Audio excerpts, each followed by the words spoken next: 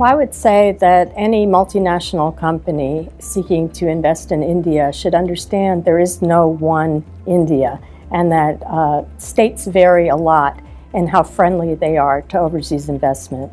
Here in our region of India, we have two states that rank consistently at the top of the ease of doing business rankings because they go out of their way to be accommodating to businesses, and they have a strong history of connection to the United States as well, where 1 in 4 residents claim some family tie to the United States.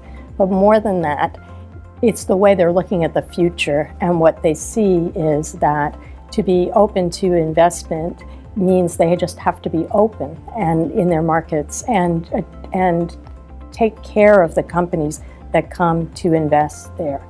With that in mind, even the most ambitious state can't get away from the external face that India puts towards attracting investment and trade. And there, we do see there could be some changes made. The Indian government has already made tremendous progress in implementing very meaningful reforms. But just to give you one example, the United States average tariff rate is 3.4%. India's is 13.4%, and recently in the Indian budget, 50 line items, the tariffs were raised. We think that's the wrong direction to go. And let me explain why that's important. A lot of times, companies, when they want to invest in a country, they'll import their inputs. We see that, for example, in the case of Lockheed Martin, right here in Hyderabad. They're building the empennage, which is a tail section of a very advanced plane, and then they re-export that plane part to the United States for final assembly. But it does require importing many, many inputs, and so without that, that company would not be here at the moment, and there are many examples like that.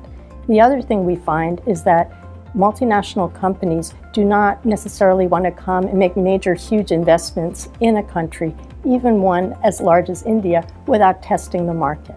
How do they do that? They export their products to a country first, and they see if there really is a market that would make it logical for them to invest and produce in that country. It's just the nature of economics and the global supply chain in which we're living.